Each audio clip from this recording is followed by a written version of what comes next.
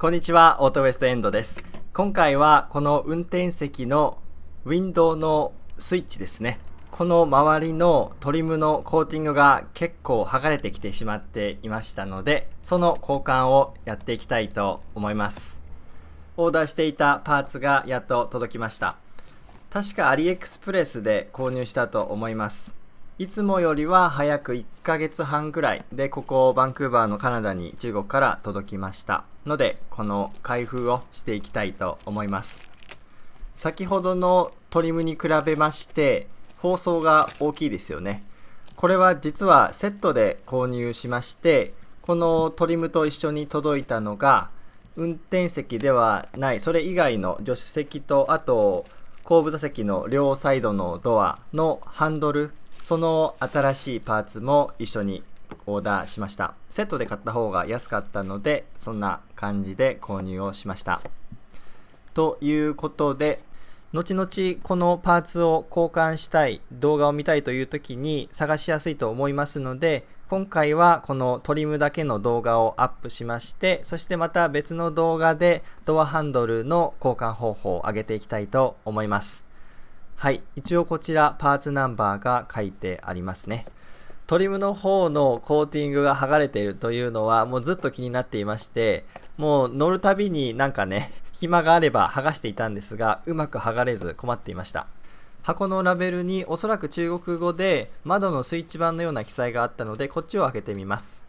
これは助手席側のドアハンドルの内側に来る部分ですね。このトリムに関しても結構プラスチックがベタつきが出てきてしまっていましたので、変えなきゃなと思っていたところでした。そして今回変えていくのはこちらの方、窓のスイッチの周りのトリムですね。で、このプラスチック樹脂系のパーツ、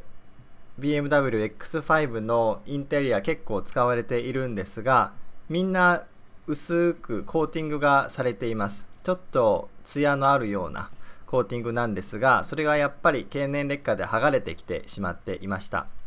そして今回この購入したトリムを見てみますと、そういうコーティングがない感じで、もうこのマットな材質、その樹脂系のパーツ、それ自体の材質をそのまま活かしたようなコーティングのされていない層になっていない、そんな作りになっていました。これだったらもうね、剥がれる心配はないですよね。そしてこの裏側を見て、どこにクリップがあるのかを確認しています。だいたい大きなクリップが4つぐらいあるような感じですね。なのでそこを外せば現状ついているトリム剥がせるということで、はい、それでは車に乗り込みまして外して交換をしていきたいと思います。とりあえず横に置いてどんな感じで違うのかを見てみたいと思います。今ついている分の今触っているところがコーティング、そしてこちらの部分がもう剥がれてしまっているところですね。その両方とも似つかない材質で光をね反射しないマットな感じになっていました。このコーティングだけをとりあえず剥がして使うこともできなくはないんですが、このマットな質感が結構いい感じだったので、新しいのを買ってよかったなという感じです。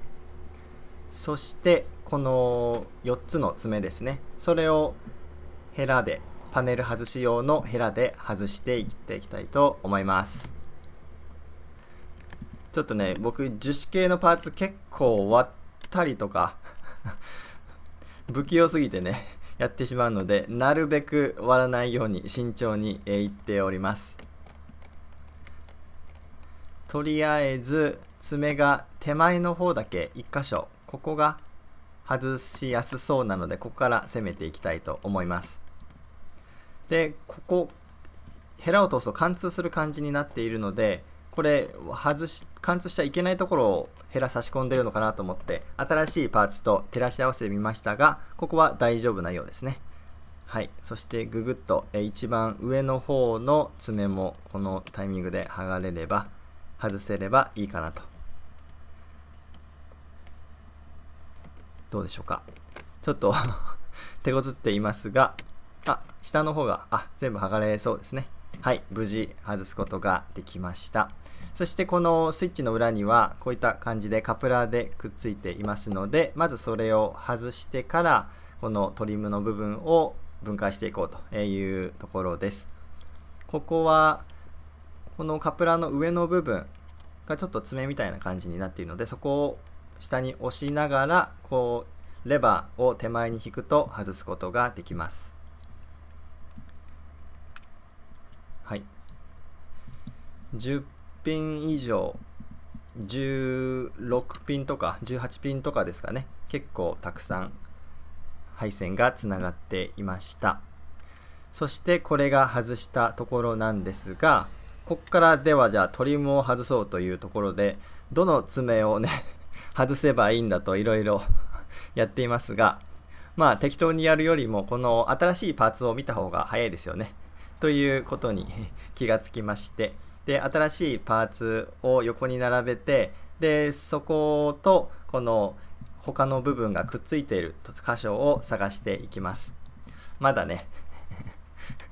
はい、ようやく、気づきました。ということで、この今マイナスドライバーで触っているところ、ここを一周ぐるっと爪を外せばこのトリムが外せることが分かりましたので、やっていきたいと思います。ですがね、これ結構思ったよりがっちり止まっていまして、そしてこの爪もねプラスチックで樹脂でできているので、あんまり強くやりすぎてもねまた折っちゃいそうだなと思い、なんとか優しくやるんですが、優しくやったらね一向に取れないっていう感じで、今片方側が全部3つほど爪が剥がれたような、爪が外せたようなね感じですが、最後反対側の面、こちらの3つの爪が結構これもね反対側が開いたことによってさらに押し付けられているようで、なかなか外れません。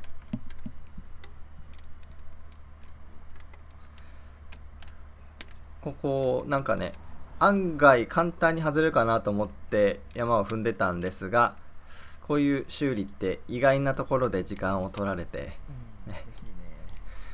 ちょっと焦っておりますが、でこのだんだん爪をこのマイナスドライバーで押してるので、ちょっと変形してきてしまったんですね。なのでちょっとマイクロファイバータオルとかこのプラスチックのもので押そうかなってやってみたんですが、これがうまいことこの大きさが合わなくてなかなか押せないんですよね。だからもうちょっと細いプラスチックの、パネル外し用のヘラ必要かなと思いました。ということで、この隙間にこのヘラを滑り込ませてちょっと浮かせた状態で、それでこの爪を押し込んでいくとなんとか外すことができました。ちょっとため息をねほっと一息ついていますが、そうしましたら今度逆側がはまってしまって振り出しになると。でこちら側はもうこの爪の上の部分、受ける側の方がちょっともう割れてしまっていまして、なんかね今回もね優しくやったんですが、結局こんな感じでちょっと割れてしまったような、そんな感じになりました。はい、ということで一応無事無事ではないですけどね外れましたので、結構汚れが溜まっていたのでディテールブラシでさっと、はたいてゴミを取り除いていきます。そしてこの白いボタンお気づきでしょうか。僕のこの BMW X5 の E70 というモデルなんですが、ドアのミラー、サイドミラーが自動でしまえる、格納できるボタンが僕のモデルにはついていないかったんですね。ただこの新しく買ったトリムはそのボタンの用の穴が開いていたので、逆になんか変に必要のないところに穴が開いてしまうような、そんな感じになってしまいました。なのでこのトリムを購入しようと考えている方は、自分のトリムオプションに合ったものを事前にね調べて買うことをお勧めいたします。はい、ということで、この元々のトリムからこの爪、これは新しい方にはついていないので移植をしていきます。この爪、短い部分と長い部分、それぞれ長さが違うんですが、長い方のちょうど真ん中あたり、そこにさらに小さな爪があって、ちょっと今これ映していますが、このパーツに食い込むような感じになっています。なので簡単に外れるかなと思ったら割とグリグリしないといけないので、これも外すときに爪が割れてしまうかもしれないですし、元の土台のトリムが割れてしまうかもしれないので、これも慎重に行うといいかなと思います。ということで、この部分が自動格納ボタン。これがね、僕ないんですよ。なのでこれ開けてみてびっくり。この白いカバーがされた上で穴の開いていないトリムが乗っかっていたというような感じです。ただ今回買ったものは穴が開いているのでかっこ悪いですよね。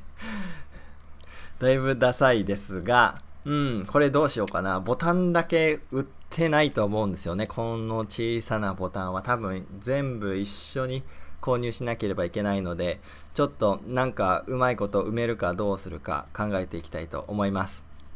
ということで、一応トリムをこのスイッチの部分とパーツとガッチャンコすることができました。はい、ということでカプラーをつけまして、でこれはレバーをこう引いた下げた状態で、入れていくのかなと、思っていろいろやっているんですが、これもねちょっとなかなか入らず戸惑っております。飛ばしたりしていますが、そしてこれもしかしてこれ逆向きかなと、一応パーツナンバーこちらに移しておきます。逆向きかなと思いながらやってみたんですが、逆向きだと入らないような設計になっているので、もう入る方向にしか入らないという感じです。このねピンがずれてるのかなとも思いながら、今逆向きで試そうとしていますが、この向きではもう構造上入らないようになっていました。でこれでレバーを下げた状態で入れるはずと思いながら、それでもなかなか入らないのでいろいろやっていましたら、このレバーのこれが全開の状態なんですが、レバーとしてはこれを結構本当に戻す、はまった状態の一歩手前、この状態で入ると。で入った後ちょっと動かすと、この爪が上に上がって噛み込んで、こんな感じで固定されると、そんな仕掛けになっていました。ということで、あとはもうこのクリップが中にね噛み込むので、上から押し込むだけという感じです。でまずこの下の方、手前の方からはめていったんですが、上がなかなか今度ははまらず、ちょっと焦りましたが、下方向に、手前方向に引くことでなんとかねはまってくれました。という感じで、思ったより簡単でしたが、思ったより手こずったこのトリム交換となりました。見た目はやっぱりねコーティングがビリビリ剥がれているのに比べるといい感じ。ただこの手前の下のボタンがちょっとそのボタンの押しすぎで黒いペイントが剥がれている感じだったので、今ちょっと触ってるところですね、この白い部分があるので、これちょっと今後マジックとかで塗ればいいのかな。そしてあと穴の開いているこのないボタンそこもねなんとかしなければいけない。